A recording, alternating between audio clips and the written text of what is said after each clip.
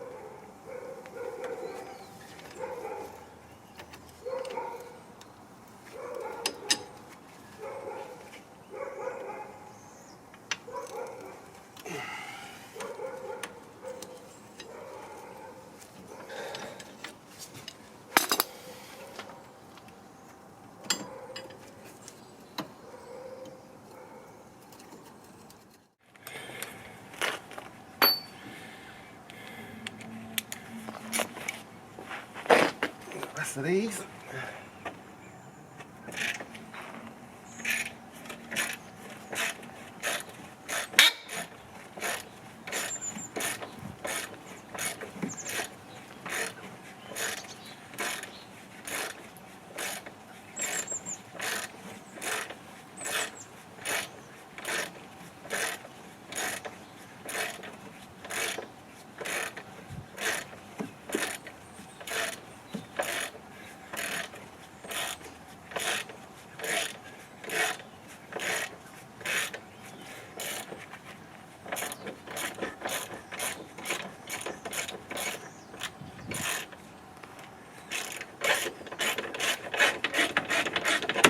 I thought I would show you the bush that actually failed, which is this one here.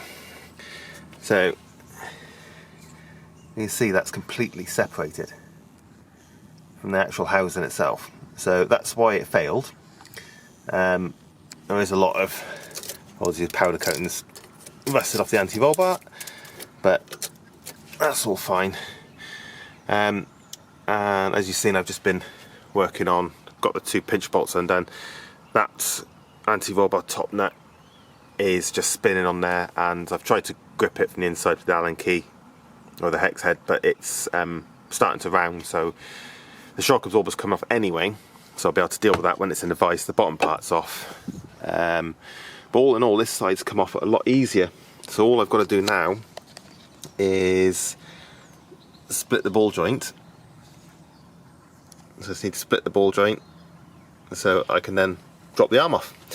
So I'll hit it with a hammer first, something a little bit bigger than that.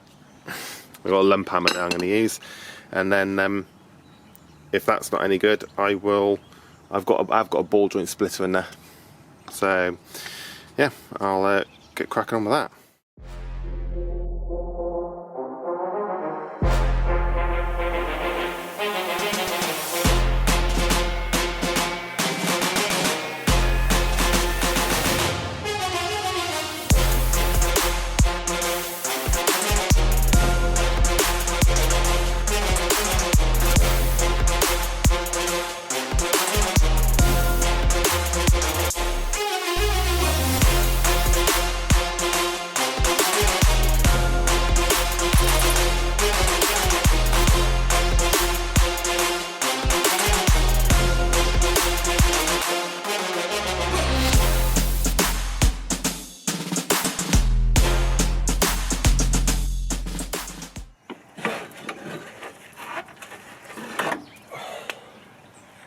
Right, so like I said, that's the offending bush.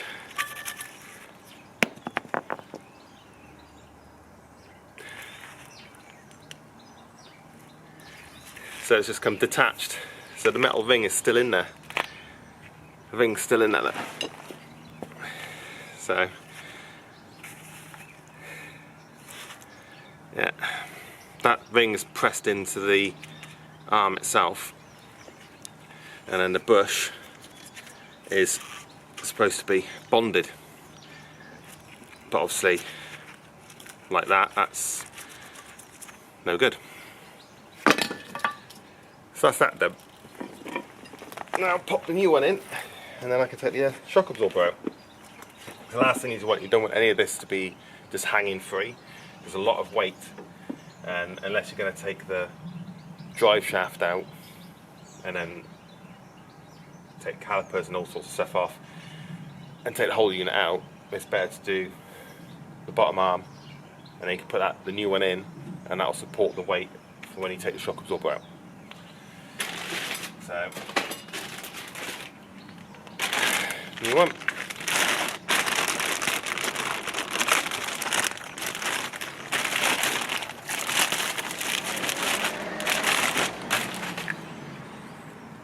These ones are a slightly different design on the bush, but that's fine, that's not an issue. Like that.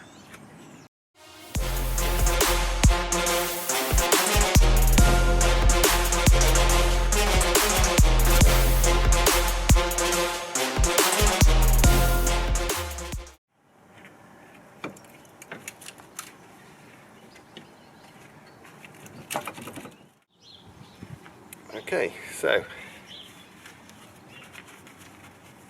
they're saying 14mm bolt, which releases the brake cable, and then there's this bracket here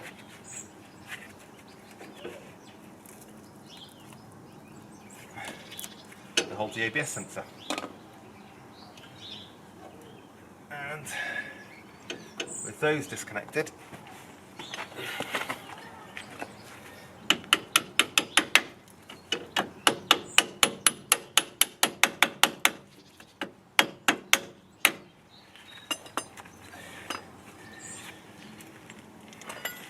means these can come out.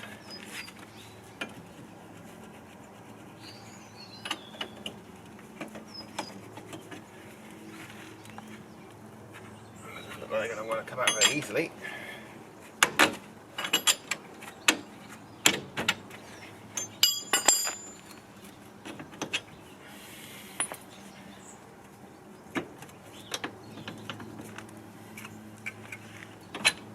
Yeah.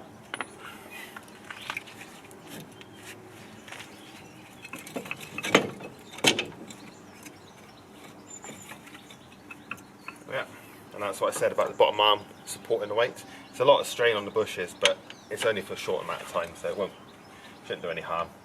I just need to undo that one bolt on the top, and that on the top, which is a, what size it is? I think it's an 18mm. I'll show you anyway. Okay, so under the trim, if you're going to see very well, but that's the top nut that you need to undo. I believe it's a 18mm. I think it says it's a 19, but there might even be a 17. Yeah, it feels like a 17mm actually. Problem is, I haven't got a 17mm on this type of spanner, and so I have to kind of make do with what I've got, which is okay. It's coming out then. So I'll hold the weight of that, and I'll undo that top nut by hand, hopefully, and then hopefully the shock absorber will come out.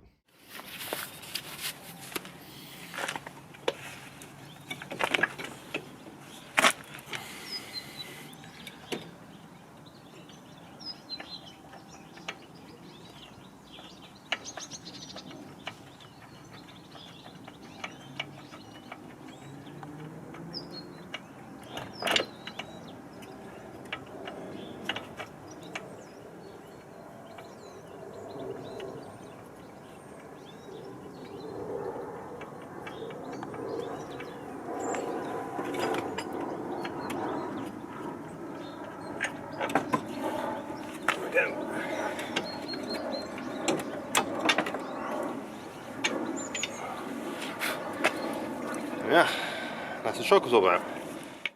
Okay, so I've got the top of my head off there.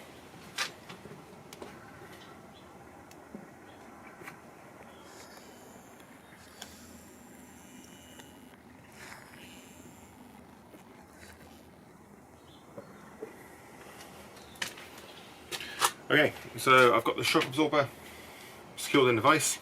The vise still isn't bolted down, that's on my to-do list, but it'd be enough just to hold the shock absorber still whilst I compress the spring so I can get the top mount off. These are just, I don't want to say cheap spring compressors, but they do the job, they do it okay. There are much better spring compressors out there, much better. But for what I could afford at the time, this is what I've got. So I'll compress these down enough so the shock absorber is slightly loose. There's a 17mm nut in the top. I'm going to slacken that off. I'm going to crack that now whilst there's tension on it. That'll hopefully stop the centre of the shock absorber spinning, hopefully. So I'll start with that, and then we'll work with compressing the springs and getting those out.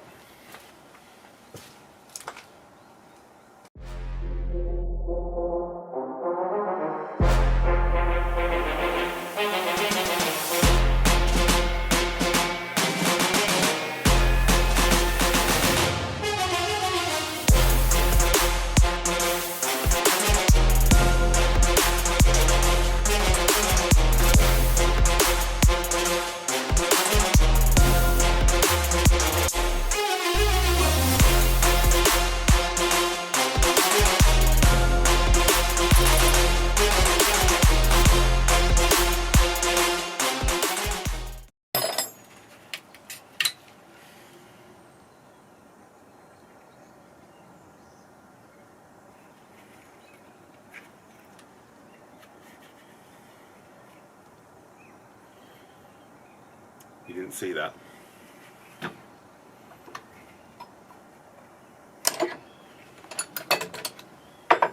Now we've got the push off. Ooh.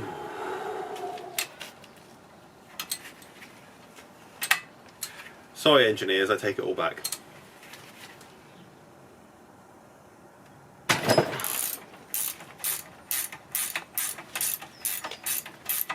How easy that was.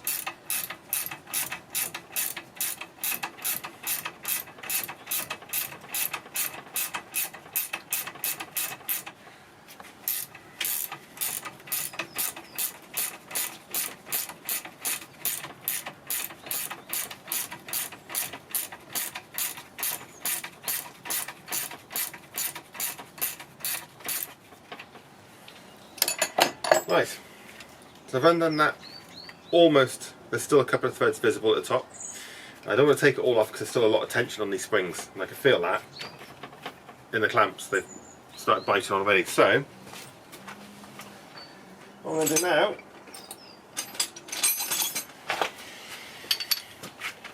I'm going to start putting pressure on them.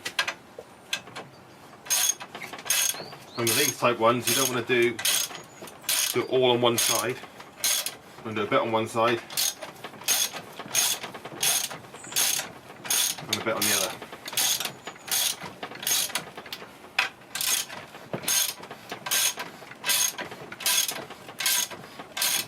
And the reason you do that is because you don't want the spring to bow and flex one way, because then that's when it could jump out of these compressors.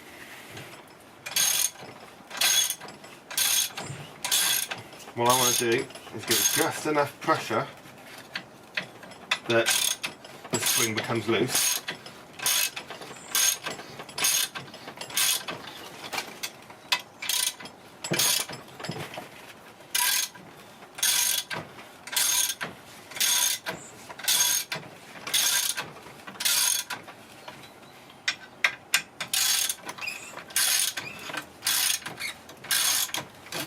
There we go.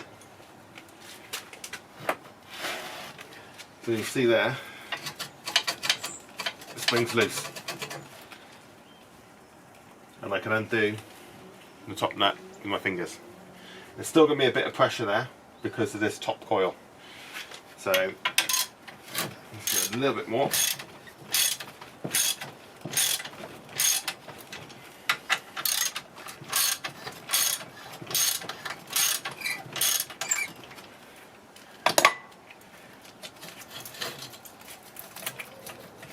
And now that top plate is loose. So now, pressure wise, there shouldn't be much there. But even still, you've got to be careful.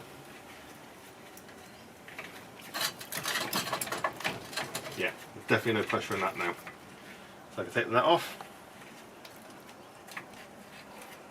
Take the top plate with the bearing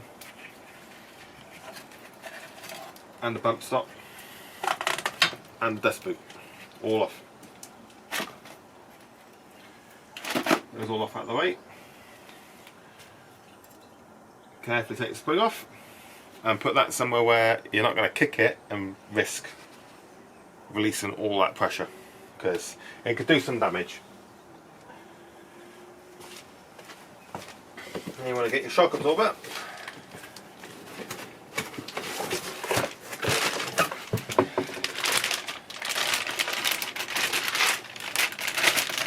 Make sure it's the right side that you get in.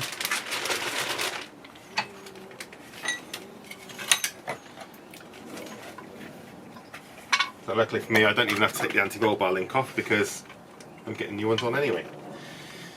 So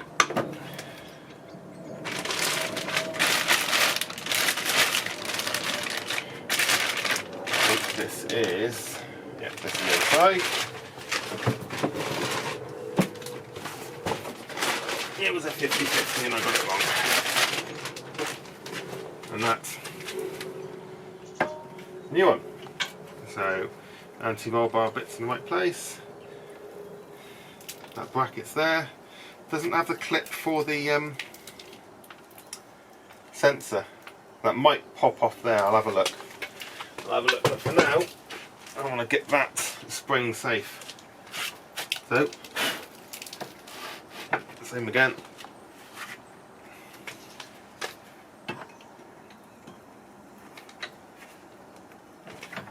Front vise.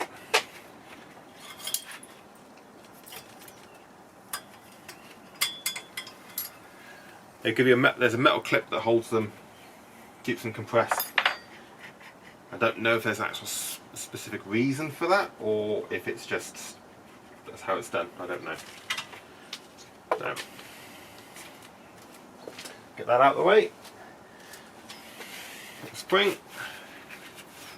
Now in the base, there's actually a recess where the spring sits. It is very obvious as to how it sits. Spring on, your desk boot,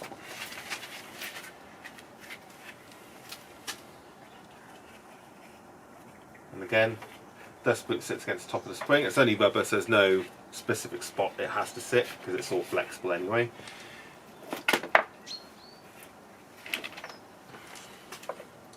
And then your top mount bearing, which doesn't have play in it. It was the rubber bush.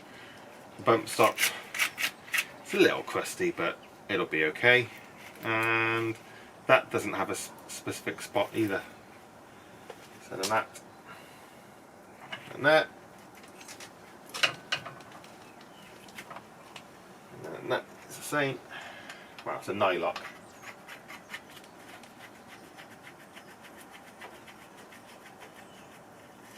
Right, that's the nut on. Spring in its place.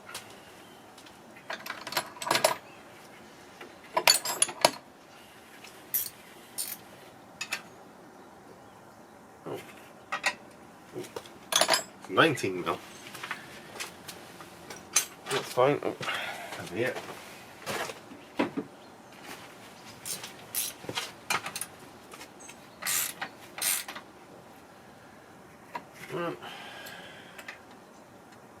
Oh, that's smaller. So all the new stuff is a size up or a size down, which can be a bit confusing.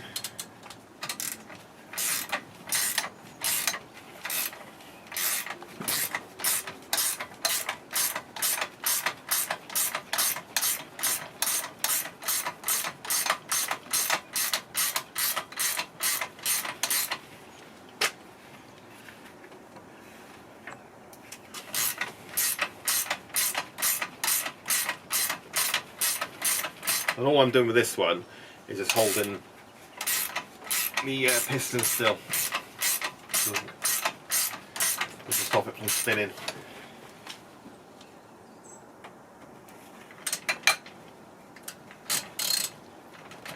There we go. Right, now in theory that spring is now safe because top's on, it's touching the bottom, there's a bit of pressure on it, it's not going to go anywhere, but still. You've still got to be a bit careful. So then, exactly same as tightening it, is you're going to do it the same way. A bit on one side.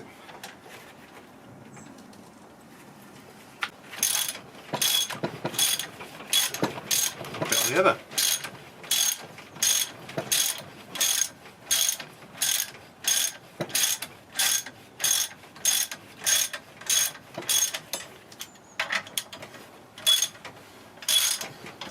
And all the time just making sure that it is still sat properly.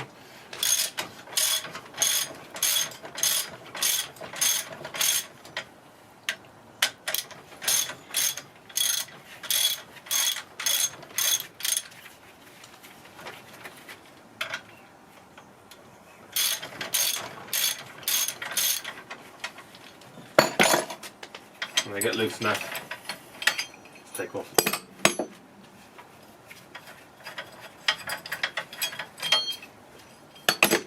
And that's it.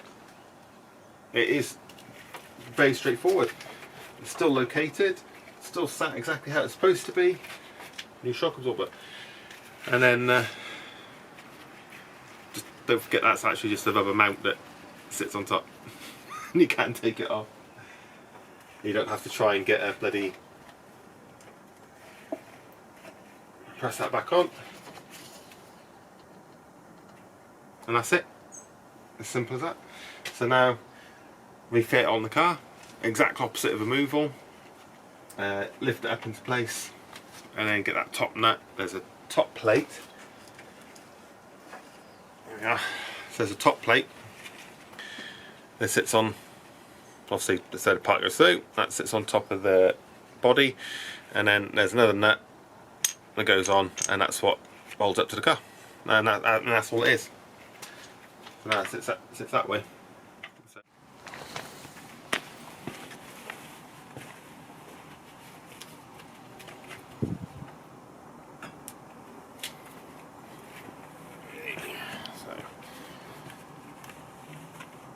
Shock absorber into place.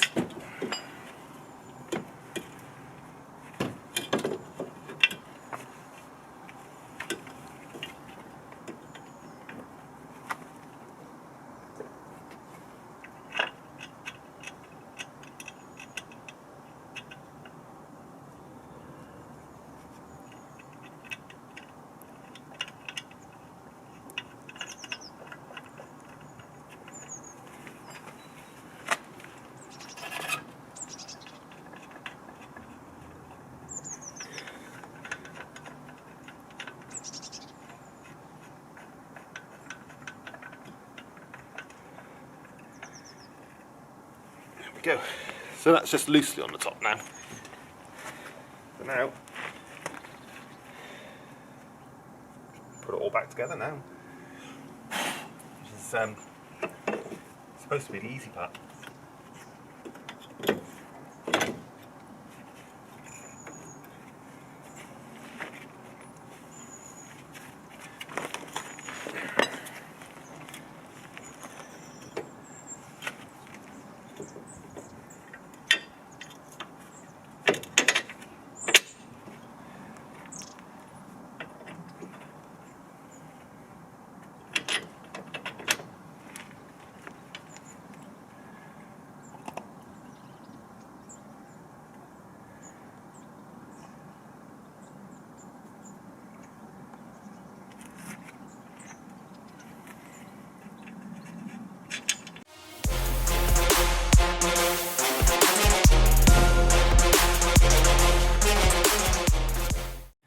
Bracket for the ABS wire, it does come off. It's held on by little tabs. See, that tab at the top and that tab at the bottom, that just locate it, and then the bolt that holds the brake pipe goes through that hole. So don't forget to swap that over.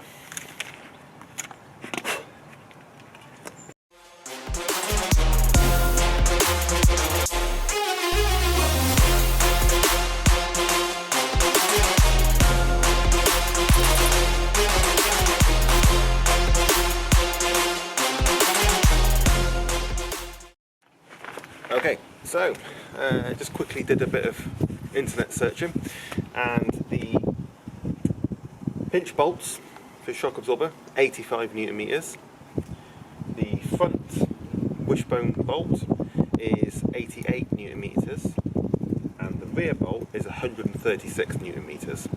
It does give a torque setting for the ball joint, but because the drive shaft's still in the way, I can't get a torque wrench on it, so I'm just going to have to tighten up the hand. It's 100 Newton meters, it's not masses, and you can get to that with a spanner and just do it tight.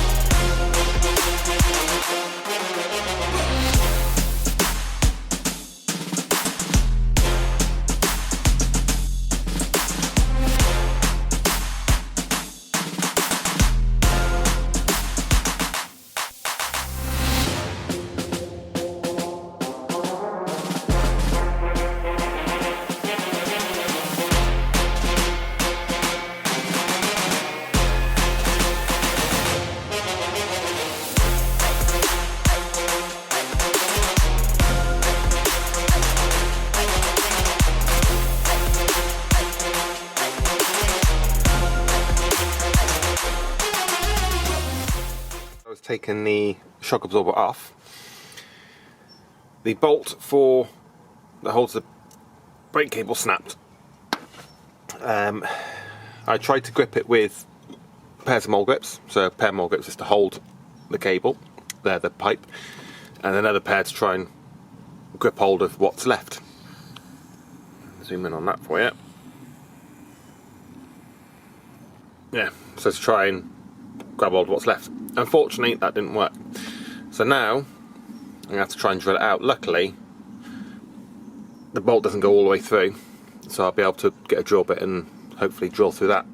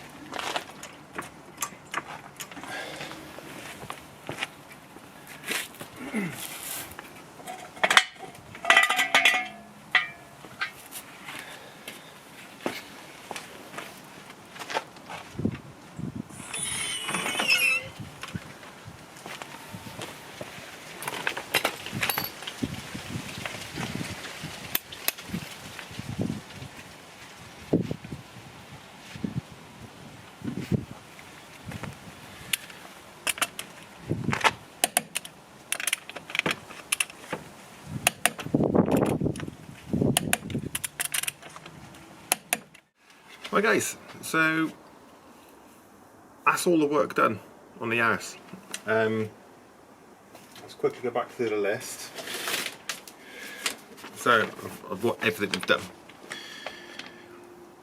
So, the important stuff, which was repair immediately. Headlight aim, too far to the right on the near side, so it's got a new headlight in it. So that's done. Suspension arm pin or bush excessively worn, near side front, so that was that bush that I've just done that I showed you should be bonded to the bit that's pressed into the arm. Parking brake efficiency below requirements, so it's got complete new, not including handbrake cables, it's got new brakes complete on the back. And the reason it didn't have the efficiency was below requirements is the adjuster on the passenger side had just completely disintegrated, and the adjuster on the driver's side had lost its lock. The ratchet part that holds the teeth to stop it moving, to stop it backing off and that. So all new brakes, adjusters, shoes, springs, wheel cylinders, because the wheel cylinders I showed you had corroded really bad and chunks had fallen off, and how they were still like not leaking, I have no idea. So then the other things, which was monitor and repair if necessary, and I thought, well, I'm there, I may as well do it. So offside front suspension arm, the arms came as a pair, so you know, put the pair on. Anti-roll bar links weren't on the list, but they came with the arms. I thought, I'm taking them off, I'll put new ones on. You know, it's all good then. Shock absorber, slight external damage. That's both front and both rear. That was the rust and real bad bubbling on the rust that you saw, that I showed you. So that's those done. Near side front, brake pipe corroded, covered in grease or other material. Now, I've just looked and it's completely dry.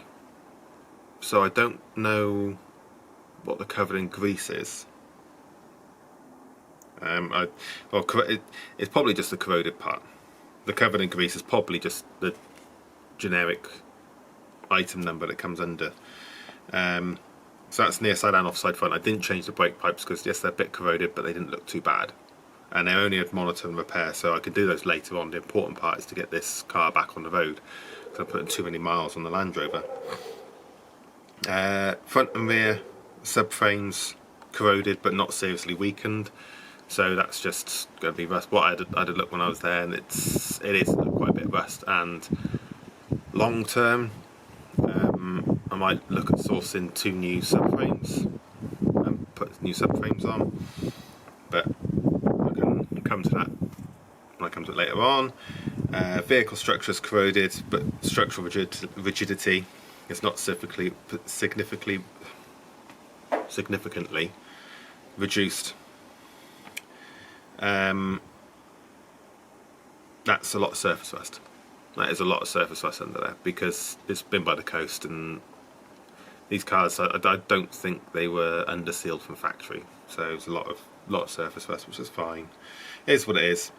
An exhaust has a minor leak. Now, I did source an exhaust pipe and I ordered it, and then the companies turned around and said, oh, what's your reg? So I gave them a reg. They said, oh, this doesn't fit your car, even though it's for that engine, for that age of car, and it looks identical to what's on there, but they say it doesn't fit, so they wouldn't send it, because their argument was, you'll only send it back. I don't question. I'm going to look at getting some exhaust pipe, a few bends and that, and just make my own. So I'll do a whole video on that. Apart from that, the emissions test was fine. It passed the emissions, no problem.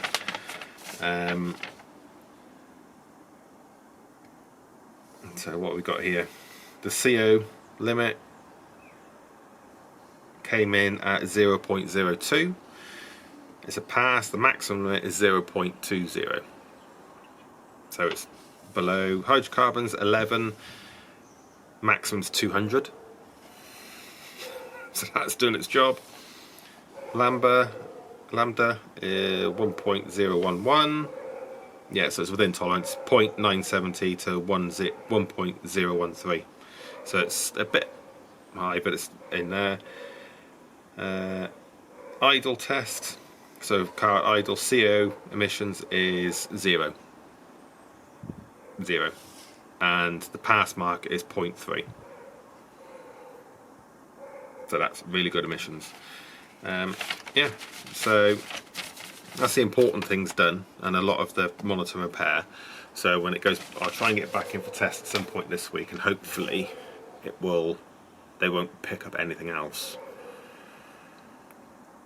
Guaranteed they probably will, but hopefully it just goes in, they'll say, yep, still got the exhaust, still got the crusty brake pipe, still got the corrosion on the subframe of the body, but apart from that, everything else is passed, it's fine. Fingers crossed. So yeah,